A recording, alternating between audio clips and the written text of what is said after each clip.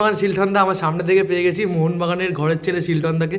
শিলটনদা শত জল্পনার পর শুরু হচ্ছে 14 তারিখ থেকে, সম্ভবত এখনও আইএসএল, তো কি বলবো এটা নিয়ে?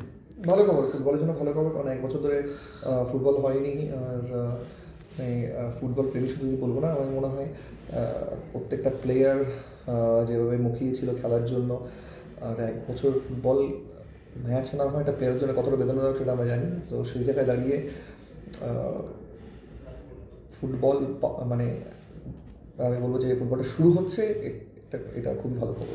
শিলটনদা, ভারতীয় ফুটবল দিন দিন যেভাবে পেছাচ্ছে, আইএসএল কি আদৌ কোনো উন্নতি করতে পারে ভারতীয় ফুটবলের জন্য? দেখো, আমি প্রথম কয়েক বছর আইএসএল যেভাবে হচ্ছিল, যে ভাবে প্লেয়ারে উঠে আসছিল, আমরা সবাই এক্সপেক্ট করলাম যে ইন্ডিয়ান ফুটবল একটা এগোবে। বিকজ যদি দেখা যায় আইপিএল আসার পর ক্রিকেটে ইন্ডিয়ান ক্রিকেটে অনেক দূরে গিয়েছে, এবং টপ 4টে কান্ট্রির মধ্যে 5 কান্ট্রির মধ্যে ইন্ডিয়া সবসময় থাকেও ইনফ্যাক্ট। সেই জায়গায় দাঁড়িয়ে আইএসএল আসার পর যেভাবে ইন্ডিয়ান ফুটবল এখানে উচিত ছিল, মানে আমরা ওয়ার্ল্ড কাপের কথা ভাবছি, বাট ওয়ার্ল্ড কাপের আগে আমার মনে হয় আমাদের এশিয়া নিয়ে ভাবা উচিত, যে আমরা এশিয়ায় কীভাবে 5টা টিমের মধ্যে আমরা আসতে পারি, 5টা দেশের মধ্যে আমরা একটা দেশে আসতে পারি। সেটা আগে আমাদেরকে ভাবতে হবে। তার জন্য আমাদের ডেভেলপমেন্টের জন্য যেভাবে হওয়া উচিত ফুটবল পরিকাঠামো, আমার মনে হয়, বা প্ল্যানিং, আমার মনে হয় সেই জায়গায় অনেক খামতি আছে। এই নয় যে আমাদের দেশে টাকা নেই বা ইনভেস্টার নেই, বা কেউ ইনভেস্ট করতে চাইছে না, বাট আমার মনে হয় সঠিকভাবে করা হচ্ছে না। তো সেই জায়গায় দাঁড়িয়ে আমার মনে হয় আমরা অনেক পিছিয়ে যাচ্ছি ধীরে ধীরে আরও। শিলটনদা, তুমি যখন আই লিগ খেলতে, তারপরে আইএসএল এসছে, দেখো আই লিগের প্লেয়াররা যে পয়সায় খেলতো বা যে টাকায় খেলতো, আইএসএল আসার পর কিন্তু পেমেন্ট প্লেয়ারদের অনেকটা বেড়ে গেছে। তো প্লেয়ারদের মান কি সেই হারে বেড়েছে? তোমার যেভাবে পেমেন্ট আই লিগ থেকে আইএসএল এ যতটা বেড়েছে, প্লেয়ারদের মান তো...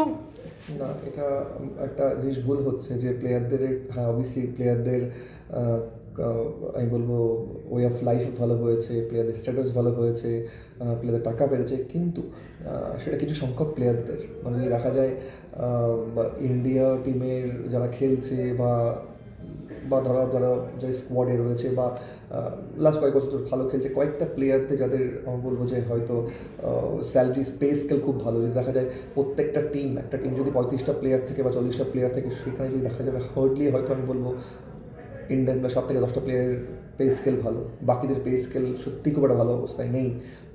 আমার মনে হয়েছে যে আমি আগেও বলেছিলাম, আমার মনে হয় যে ইন্ডিয়ার যেমন ইন্ডিয়া ক্রিকেট টিমে একটা গ্রেড সিস্টেম আছে, যারা সিনিয়র টিমে খেলবে সেই গ্রেডে একটা টাকা পাবে, বা যা তারপর মানে একটা গ্রেড সিস্টেম করা আছে, ঠিক সেইভাবে আমার মনে হয় গ্রেড সিস্টেম রাখা উচিত ইন্ডিয়ান ফুটবলেও।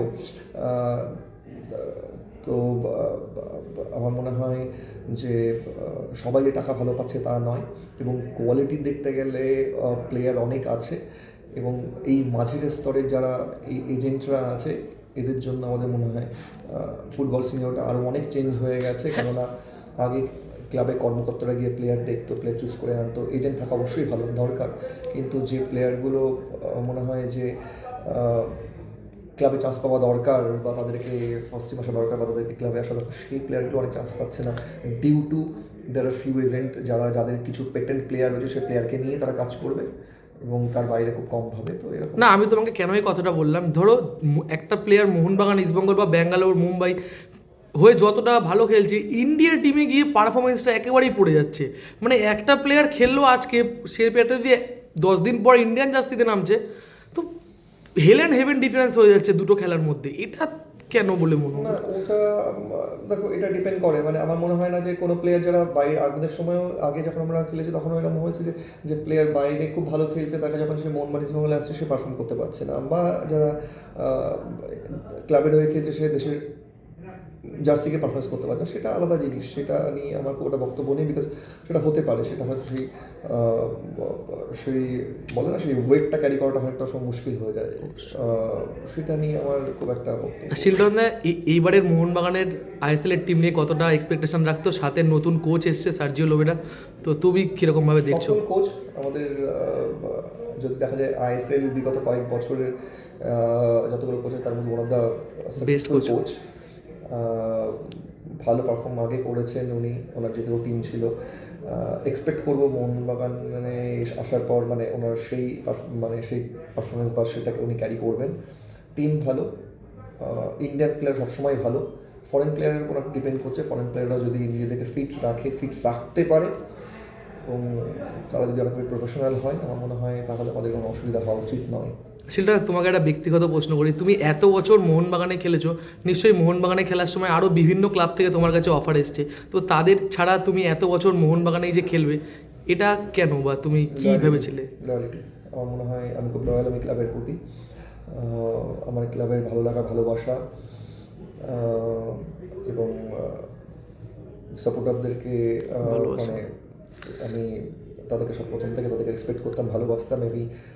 আমি যত বছর মোহনবাগানে খেলি তত বছর আমি অন্য কোনো ক্লাবের সম্বন্ধে কোনো বাজে কথা বলিনি। আমি সবাইকে রেসপেক্ট দিই এবং সবথেকে বড় কথা, আমি এখানে সবার প্রতি আমার একটা আলাদা একটা সম্মান আছে, সবাই আমাকে সম্মান করে এবং আমি ক্লাবটাকে ভালোবাসি এবং আমার লয়ালিটি ক্লাবের প্রতি, আমার দায়বদ্ধতা আছে ক্লাবের প্রতি। শিল্টন দা, আরেকটা কথা বলি, 2015 সালে সেই আমাদের আই লিগ জয়, বেলোরাজাকের হেডে আমাদের তাবুতে এসেছিল আই লিগ, তো সেই রাতটা নিয়ে একটু ছোট্ট করে কিছু বলো। প্রচুর মানুষ এখনও সেই রাতটায়, হয়তো আমরা যারা সমর্থক তারা সেই রাতটাতেই বাঁচি, সেই বেলোরাজাকের। অবিস্মরণীয় রাত, ওটা তো ভোলা যায় না। ওই রাতটা আমার মনে হয় আমার যদি কয়েকটা স্মরণীয় দিন বলা যায়, যদি বলে 5টা স্মরণীয় দিন বলা যায়, তার মধ্যে সেই রাতটা একটা স্মরণীয় রাত। কারণ অত বছর পর আই লিগ জেতা আর বিং ক্যাপ্টেন, অত বছর পর মানে আমি একদম জিরো থেকে দেখেছি যখন দেওয়ালে পিঠ থেকে গেছিলো মোহনবাগানে, সেখান থেকে একদম শিখরে পৌঁছে যাওয়াটা। আমি জানি সেই টাইমিংটা, সেই ইয়েটা, জার্নিটা কতটা কষ্টদায়ক, সেটা আমি খুব কাছ থেকে দেখেছি আমি। তো আমার কাছে সেই চ্যাম্পিয়ন হওয়ার মুহূর্তটা, সবার কাছে যে চ্যাম্পিয়ন হওয়ার মুহূর্ত আলাদা ছিল, আর আমার কাছে জিরো থেকে চ্যাম্পিয়ন হওয়ার মানে শিখরে পৌঁছার মুহূর্তটা অন্যরকম ছিল। তো সেইটা সেটা তোমার কাছে আমার শেষ প্রশ্ন, তুমি এত প্লেয়ারের সাথে খেলেছো, ব্যারেটো, সোনি নর্ডি, তোমার চোখে সেরা বলে তুমি কাকে মনে করো, as a player, as a মানুষ? না, as a player, as a মানুষ যদি বলা যায়, অ্যাজ এ প্লেয়ার আমি বলবো অবভিয়াসলি ব্যারেটো, অবশ্যই আমি বলবো, অবশ্যই করা জায়গা নেই। কিন্তু as a player, as a মানুষ আমি যদি সনিকেও খুব কাছ থেকে দেখেছি, আমি সনির কথাও বলবো। আমি মানে ব্যারেটো সনি ইকুয়ালি, দুজনই খুব ভালো, বাট আমি বলবো সনির সাথে খুব ক্লোজলি থেকেছি, আমরা একসাথে থেকেছি। They both are very nice. অবশ্যই জয় মোহনবাগান ছিল।